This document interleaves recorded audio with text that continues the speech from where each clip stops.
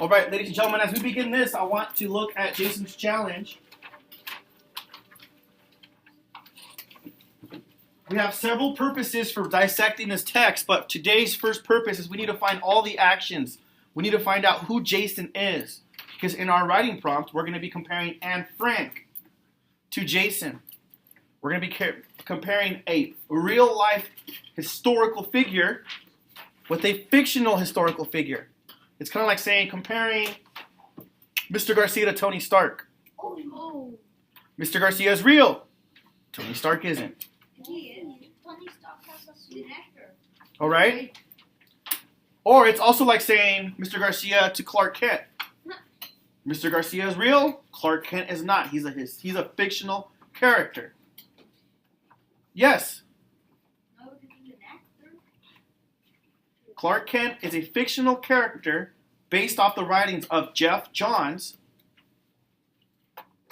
from DC. Henry Cavill, Brandon Roth, Dean Cain, Tom Welling, and Christopher Reeve, who have been actors that have played Clark Kent from the 70s all the way up until now, are not real Supermen. They are men just like you and I. Thank you. All right.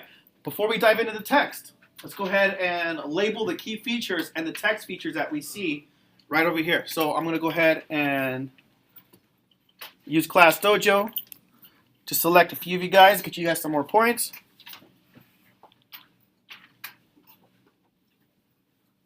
All right, Bailey.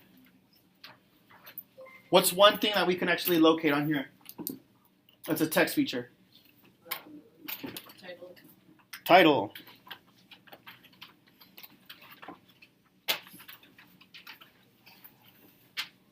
Okay. Serena. What was that?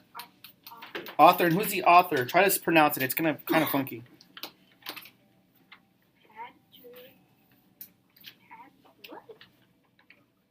It's I think it's Padraig Colum. All right. Now I'm going to show you guys this next one because for the most part we have not encountered a text that has this. Do you guys see where it says Jason's challenge, an excerpt from the Golden Fleece and the heroes who lived before Achilles? Yeah. So the title is Jason's challenge, but right under that, it's called a subtitle. Remember the keyword we talked about last week was sub? Yeah. Kind of brought up the idea of like Sub-Zero because technically when he shoots out the ice from his hands, it's below what degree? 0. That's why it's called Sub-Zero. So this title, the black portion of this, is right under the main title. So we're going to call it subtitle. Why are we going to call it a subtitle? Because it's below the title. It's below the title, ladies and gentlemen.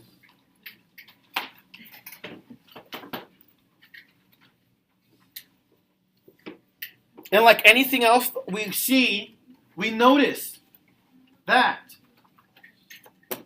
we've already numbered the paragraphs and each line. So make sure you guys have that done. Yes, sir. I'm sorry, what? I don't know what that is. I'm sorry. We're going to have to move on, okay? All right. As we read this first paragraph, what I would like for you guys to do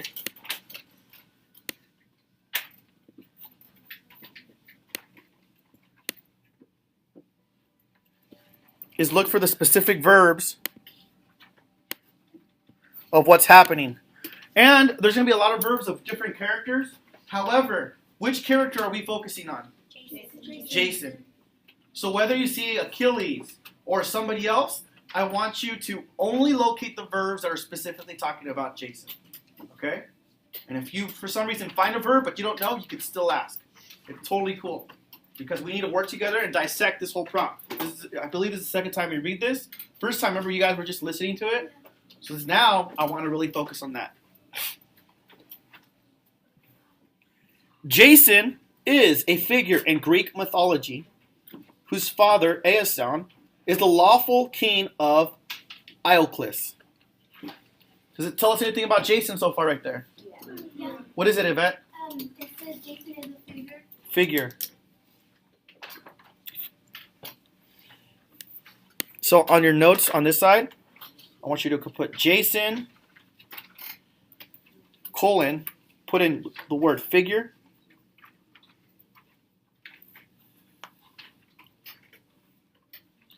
Now, here's one thing. I want you guys to look at this. There's a connotation here. If his father's a king, then what is Jason? Isaiah? A prince. Does the text directly tell us that? No. Hasn't told us that in the first sentence. No. But then how do we know he's a prince? Because his father's a king. A father's a king. And you guys understand, that's kind of like a common knowledge thing. You have to understand. That's where we go in with our key words for the vocabulary. You have, connotation and inquiry. You're inferring. You're basically giving an educated guess. It's kind of like a hypothesis. There's a very good chance that he's a prince because his father's a king. So let's go ahead and add, we'll just know he's a figure, and we'll put royalty. Because it's the verb, like what is he? He's a figure of royalty. All right, let's continue on. Yes. Sure.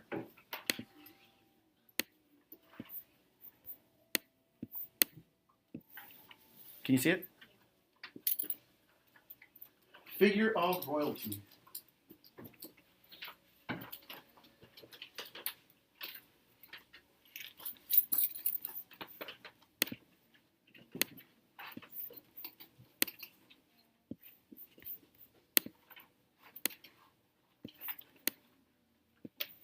All right, next.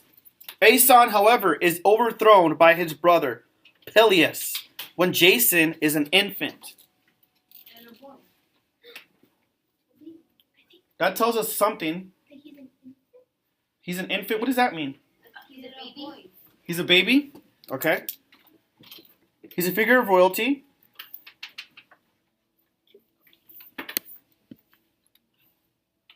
He's also, let's go ahead and write the word infant.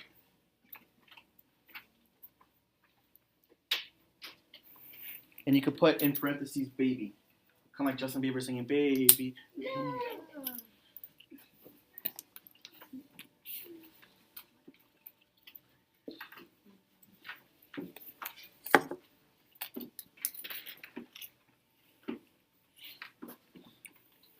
I like how you guys are staying focused because it did tell us a little bit about now the king's brother. But do we really care about the king's brother? No, because we're focusing on Jason. And we know that we're focusing on Jason because what did we do first? We did Jason. What did we do first before we even started reading the book or the story? Huh? We did a do what chart. We basically saw what the prompt was asking for. It's like anything else. You cannot do something unless somebody tells you what to do. And then after that, that's when you start doing your research. You start digging in. You have to come up with a question, a problem, and then you got to go search for the solution. Okay, next. Fearful that King Peleus will kill her son, Jason's mother arranges for the infant to be taken to Mount Pelion, where he will be raised and tutored by the centaur Cheiron. What is it? Cheiron? Okay, we'll say Cheiron for you, my friend. Is there anything specifically happening to Jason right here? Is he doing anything? No? He's being raised by a centaur. He's being raised. Can you be raised? Is that something you can do? Yeah. Right. Is it his choice though? No. No. That's why it's a little different. That's why some of you guys are like, wait, no, he's not doing anything. You're right, he's not. But he's being forced as a baby to be put in a situation. Is it his choice to be raised away from his mother? No. No. But is it something that he's still doing? Yes. But is it by choice? No. But so we have to, I'm glad we're having this discussion. You have to kind of look at it. Is Jason still doing something? Yes or no? Is he being raised? Yes. Is it his choice to be raised by somebody? No. No. So is he still doing something? Yes. but not by choice, right? Okay, let's go ahead and make sure we clarify that. You're not confused. Just stay with me. I'm not going to go back and explain. And you know what the beauty of this is, Jesse? I've recorded everything from the last 10 minutes, so if you get confused at any given point, you can go back tonight on YouTube and rewatch the lesson all over again. Yay! And hear yourself say that over again, too.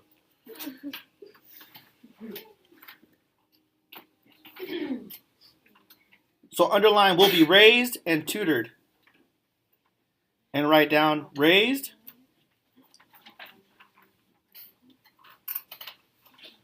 and tutored by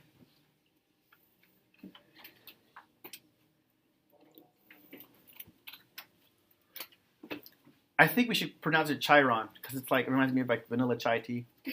But Chiron.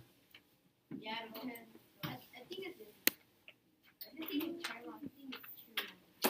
Chiron. Chiron, tomato. I think it's Chiron 30 because it takes like a rough. When Jason comes of age, he returns to Eoclus to claim the throne that is rightfully his.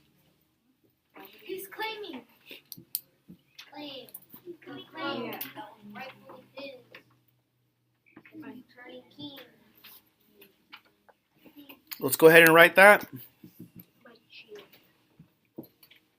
Claims his throne.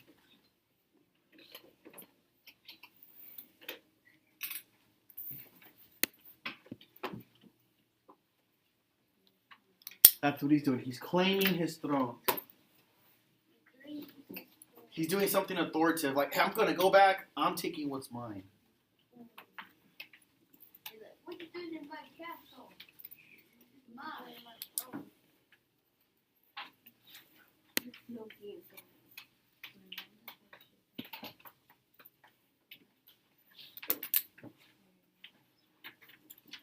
On his way, Jason helps an old woman, the goddess Hera, across the river, losing one of his shoes. When King Peleus sees Jason approaching Ioclus, he becomes concerned. A Greek oracle warned Peleus, "Beware a stranger who wears but a single sandal." In this excerpt from chapter 3, King Peleus holds a banquet in Jason's honor. Jason's father is in attendance, looking in distress as Peleus manipulates Jason into undertaking a perilous journey. Is there anything in here that specifically talks to us about Jason? Yes, that he had a banquet in his honor. That he would help So Jason made his own banquet in his honor? No, someone had at the banquet to celebrate that he was coming home.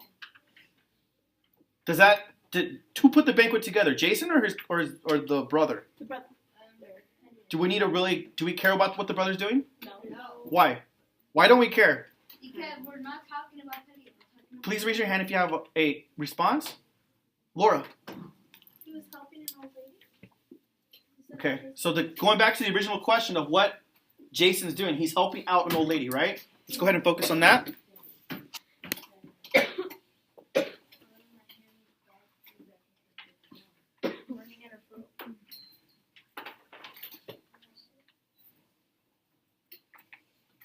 Assist an old lady, claims the throne, raised and tutored, figure of royalty. He's a figure of royalty. He's raised and tutored by pretty much a warrior. When he claims his throne, when you're going to claim something, that's a strong move. You don't just like go into like... Claim is kind of like when somebody yells, "I object" in the courtroom. Oh, like when they say like when we're getting married and they don't want. Right. Does anybody like object to this, like, man and woman like marrying each other? Yeah. And then speak now or forever hold your peace. And if someone's going to say something, it's going to be like, they're going to yell it out. They're going to claim it. The next thing is he assists an old lady. So we're already gathering a few verbs of what he's doing. What's happening with the party, however, what's happening with the party, did he ask for any of that? No, he didn't. Okay. Miriam is Yamato's class. All right, let's continue on. Bye.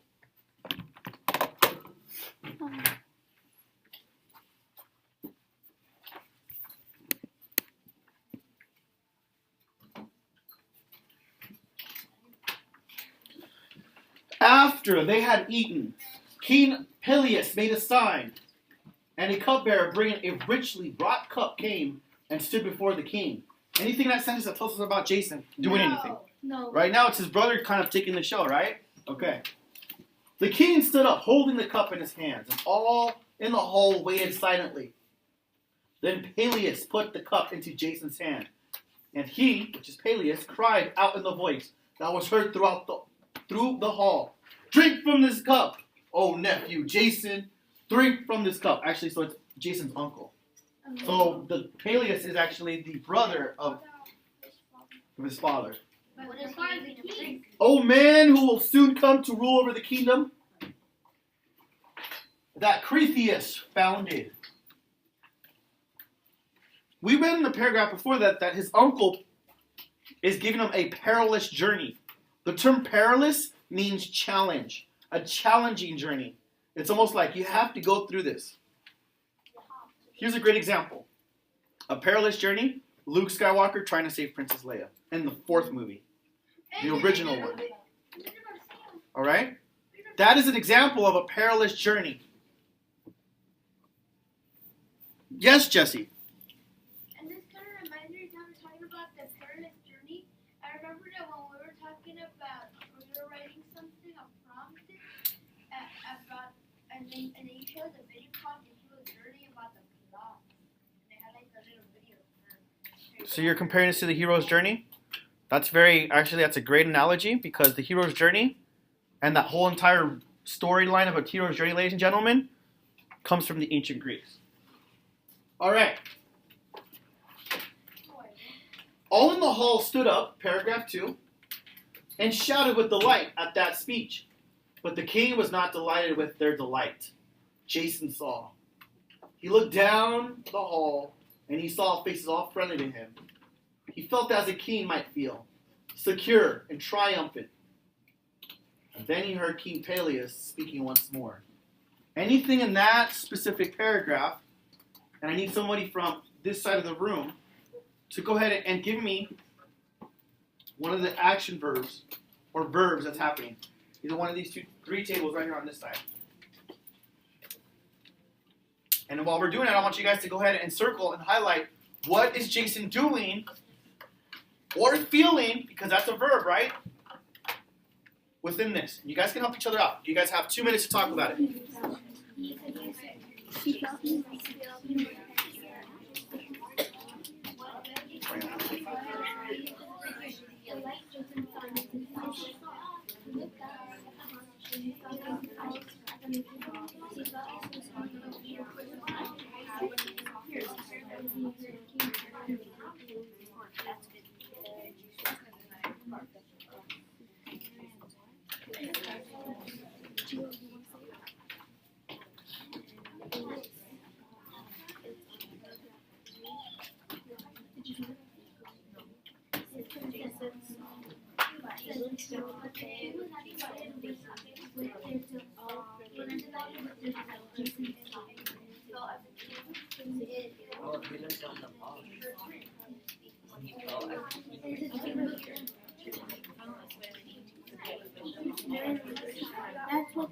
All right, Andros, I've already given you the point because I know you probably got this, buddy. There's 2 things that Jason's feeling as he's looking down the hall and observing what's going on. What is it?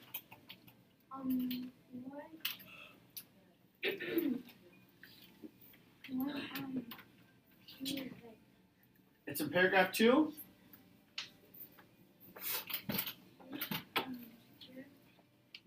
Uh-huh.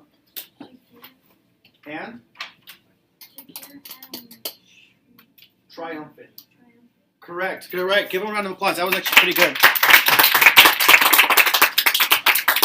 And you know what helps? You know what helps is that the word feels already in there. Because isn't that a verb? Well, that's not total technique. That's kind of defines what a verb is. Do you have the ability to feel? Yes. Right. I have a question. Yes. Think about it.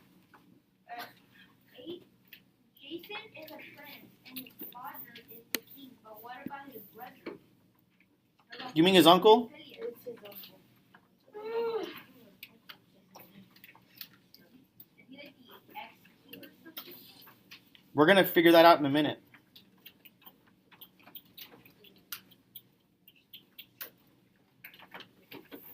Jason's feeling secure and triumphant. As we break this down, ladies and gentlemen, look how long this is taking us to discuss and to look at it. This is the part where, as you guys get older, these things that we break down day by day, reading Anne Frank, reading Jason's Hiding, or Jason's Challenge, my bad, reading Jason's Challenge or reading In Hiding, and combining the two, you're going to be given a task at the end of the year where you're going to have 2 articles to read and compare and contrast. And when that opportunity comes, you're going to have to remember everything we're doing right now.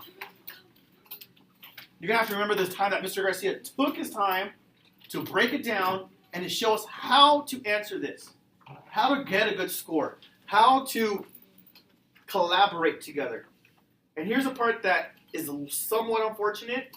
You won't have the opportunity to collaborate with everybody. You're going to have to build up that collaboration internally and say, okay, wait, how did we do this? What did Mr. Garcia always have us look for when we're going to compare something? And what's the thing that I'm always having you guys look for? The verbs. Because those are the actions. Actions will always speak louder than words. And that's kind of a little weird for me to say that, especially when we're reading words. Think about it. It's a little weird for me to say that kind of phrase. Because we're figuring out who Jason is. We already know what kind of girl Anne Frank is. And now we're seeing Jason. How many of you guys are starting to see a comparison between the two? In some things? How many of you guys are seeing a difference also in both of them in some things? If you can distinguish both of them, you're on the right track. All right, paragraph 3. This is my nephew Jason, reared and fostered and in the centaur's cave. He will tell you of his life in the forest and the mountains, his life that was like to the life of the half-gods. What in the Greek world is known as a demigod, half human, half god. An example, an explicit example that we have is Hercules. Percy Jackson is another one, right? But if you would like to research that more, I encourage you to do that on your own time. All right, let's continue on.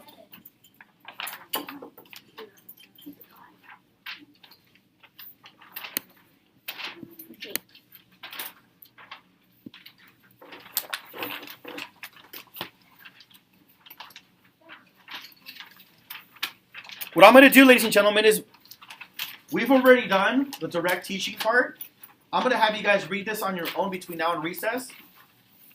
I'm going to go around. I want you guys reading quietly. However, if you have a question, you can ask the people around you. And the kind of questions you're going to want to ask, hey, do you think this is a verb? Or do you think, if you go to paragraph 4 or paragraph 5 and look at line 2, you think this is, and I'm just using that as an example. I'm not saying there's something there. Do you think this is a verb that Jason's doing? So I want to hear that kind of conversation because now is the time. Can you guys do this on your own? We've done this so long. We did this for In Hiding, and I just started it right now with Jason's Challenge. But now, can you complete this on your own? So between now and recess, your objective and your purpose is to find the rest of the action verbs that Jason is completing. Okay? Tomorrow we're going to talk about it. And we're also going to complete a compare and contrasting chart. And we're also going to do our CSIC as far as making general connections between the two texts. You guys got that? Yeah. All right.